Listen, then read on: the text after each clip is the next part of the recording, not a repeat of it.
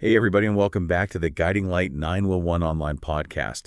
Today, we're going to be taking a deep dive into a Guiding Light First Steps Recovery.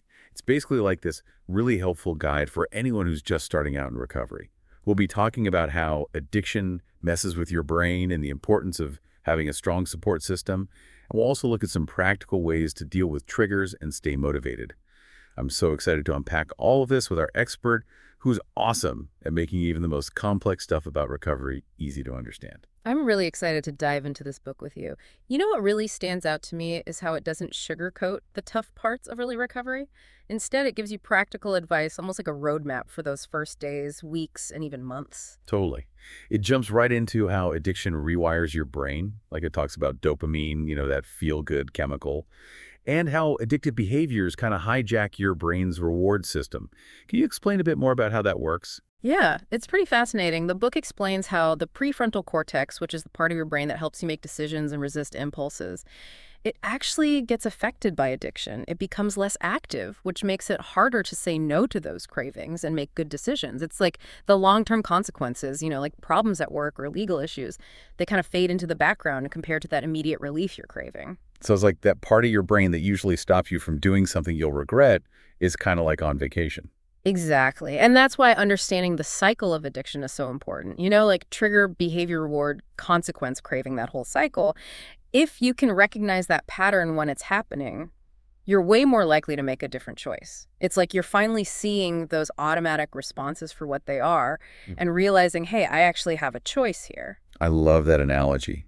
It's about awareness and then being empowered to do something different. But the book also makes it clear that you don't have to go through this alone. Oh, absolutely. One of the most important things this guide talks about is the power of having a support system. It really drives home the point that you are not alone in this journey. And speaking of support, the book gets into the benefits of connecting with other people who get it, like others who are in recovery too. There's something really powerful about sharing your experiences and finding strength in a community. It's like having a whole team in your corner cheering you on and helping you through the rough patches. And the book doesn't just tell you to find support, it gives you real advice on how to actually do it. It talks about traditional 12-step programs like AA and NA, but it also mentions other types of groups, online communities. There are so many options out there. It's like a buffet of support options. Yeah. You can choose what feels right for you. But I think asking for help can be really tough for some people, especially when they're new to recovery. There's often a lot of fear and stigma around it. What does the book say about dealing with those feelings? It tackles those feelings head on. It acknowledges the fear, but also reassures you that it's okay to ask for help and gives you practical ways to do it. It encourages you to start small, maybe by talking to someone you trust. It reminds you that asking for help is actually a sign of strength, not weakness. It's a sign that you're ready to invest in yourself and your future, Mm-hmm. which is incredibly powerful. For our listeners who are finding this interesting so far, A Guiding Light First Steps Recovery is available on Amazon. It has tons more practical advice and insights that can really make a difference. So the book also talks about the reality of triggers in recovery. Exactly. It has a whole chapter dedicated to coping with triggers. It explains that triggers are totally normal part of recovery, and they can be external, like certain places or people, or internal, like specific emotions, or even just feeling stressed out. So it's not just about avoiding that old bar you used to go to. It's about learning to manage those feelings of anxiety, boredom, those internal triggers that can make you want to go back to your old habits. What I found interesting was how the book talks about routine. It emphasizes that having structure, particularly in early recovery, can make a huge difference. And for good reason. Having a routine helps you avoid those times when you have nothing to do, which can be super dangerous when you're trying to break free from old patterns. It also keeps you accountable and helps you build healthy habits that support your recovery in the long run. The book even gives an example of a daily routine. It includes things like going to recovery meetings, getting some exercise, making time for self-care and journaling. I love that they specifically mention journaling as a tool for processing emotions and even offer prompts to get you started. What's powerful about that is it encourages you to explore those emotions, understand what you're going through, and even track your progress. It's like having a conversation with yourself on paper. That's a great way to put it.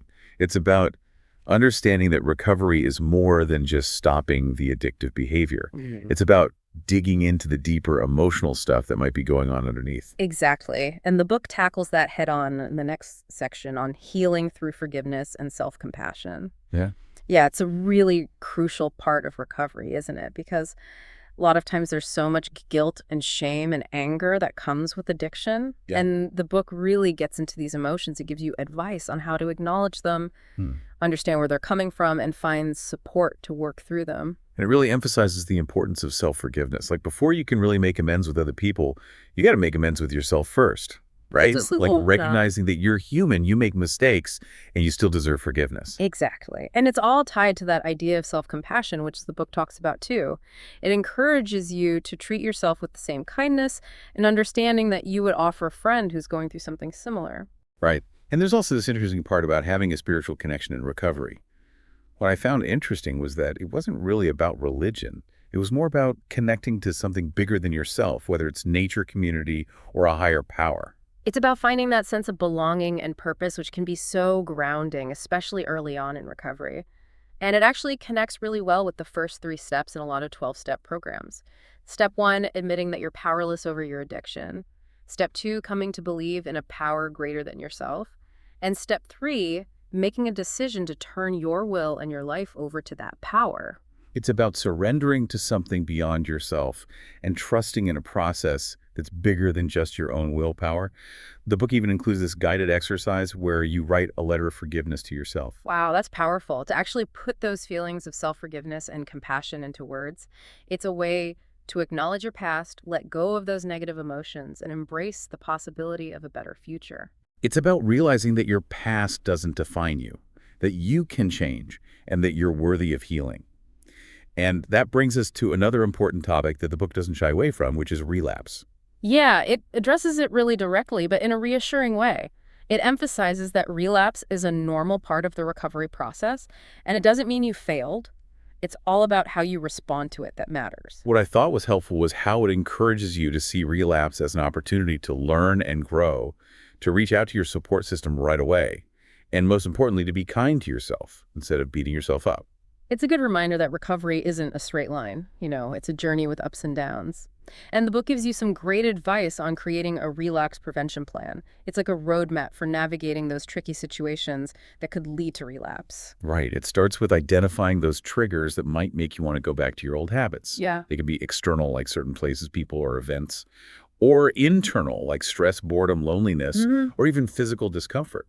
Exactly. And once you've figured out what those triggers are, the book helps you come up with coping strategies, like tools to manage those urges and make healthier choices. Those strategies can be simple things like calling a friend who supports you, or doing mindfulness exercises like deep breathing, or even just removing yourself from a situation that's making you feel uncomfortable. It's like having a toolbox full of options and knowing which tool works best for each situation. And that plan should also include a strong support network, people you can reach out to when you're having a tough time. That's where connecting with other people in recovery is so important, whether it's through 12-step programs, support groups, therapy, or just having a few close friends and family members who understand what you're going through. That connection is crucial. It's like having a safety net to catch you when you fall. And speaking of safety nets, the book talks about thinking ahead and anticipating those high-risk situations that can be especially challenging in early recovery, like holidays, social events where there might be alcohol or drugs or even just stressful times in your life. The book suggests being proactive, like setting boundaries, letting people know you're not drinking or using, or even bringing a sober friend along for support. And always having an exit plan, a way to gracefully remove yourself from a situation if it starts to feel overwhelming. It's about taking control of your recovery and not leaving things to chance. And sometimes even when you've prepared as well as you can, you might still need support right away. Which is why the book recommends creating an emergency plan, like a clear set of actions to take when you're feeling really close to relapse. This could include things like leaving a place that's triggering you, calling a crisis hotline, going to a meeting, or doing grounding techniques to calm your mind and body. Yeah. The key is to have those steps clearly laid out so you can use them quickly when you need them most. It's like having a fire escape route for your recovery. And even if you do relapse, remember, it's not the end of the world. It's a chance to regroup, reassess, and get back on track. It's about progress, not perfection.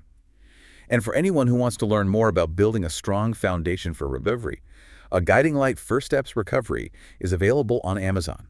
It's a great resource for anyone starting their journey, or even those who are further along and just need a little reminder. It's full of practical tips, relatable stories, and valuable insights. Speaking of moving forward, I love how the book shifts gears and starts focusing on celebrating your progress and staying motivated. It's so important but often overlooked. Acknowledging those wins, no matter how small, can be incredibly powerful. Those little victories add up over time and help you keep going. Yeah, it's like those small wins or little breadcrumbs leading you toward a brighter future. And the book even suggests creating something visual to represent your progress, something you can actually see and touch. That's a great idea. It could be as simple as like a jar where you put a bead in for every day you stay sober, or a calendar where you mark off important milestones. Or even a vision board where you put pictures and words that represent your goals and dreams.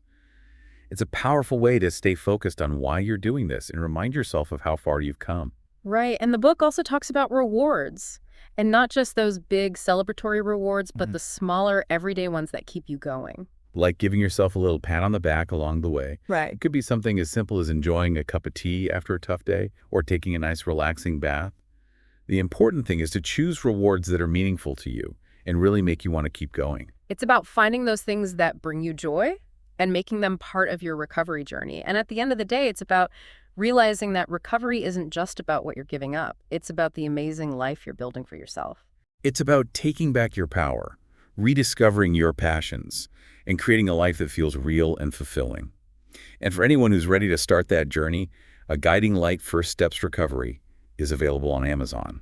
It's a really helpful guide for those first steps and beyond. It's packed with practical tips, inspiring stories, and gentle encouragement to support you every step of the way. I also really love how the book ends by encouraging you to dream again, to think about your future and set those goals that might have felt impossible before. Yeah, it reminds you that addiction can steal your dreams and make you feel lost and hopeless, but recovery gives you a chance to get them back. It's about rediscovering those things that make you feel alive and using them as fuel for your journey.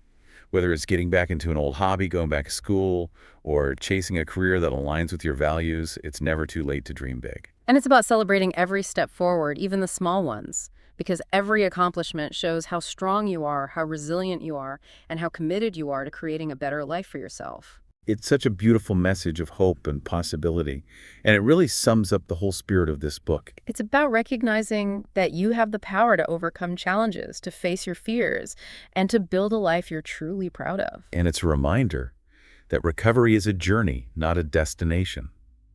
There will be bumps along the way, twists and turns. But with the right support and dedication to yourself, you can navigate those challenges and come out stronger on the other side. That's really the core message of A Guiding Light First Steps Recovery. It's a guide for anyone who's ready to embrace the journey of recovery and create a life filled with hope, healing, and possibility. It's a reminder that you're not alone, that you have the strength inside you to beat addiction, and that a brighter future is waiting for you. And that's something worth celebrating. Absolutely. If you've been touched by what we've talked about today, we highly encourage you to check out A Guiding Light First Steps Recovery. It's available on Amazon, and it's a wonderful resource for anyone who's starting their recovery journey or who wants to support someone they love. Remember, recovery is possible, and you deserve a life filled with hope, healing, and joy. This deep dive has been so inspiring. Thank you so much for sharing your wisdom and expertise. It's been my pleasure. It's always great to explore a resource that offers such practical and compassionate guidance for people starting out on their recovery journey. And to everyone listening, thank you for joining us for this deep dive into A Guiding Light First Steps Recovery on the A Guiding Light 911 online podcast. We hope you found it insightful and empowering. Thank you for listening to the A Guiding Light 911 online podcast.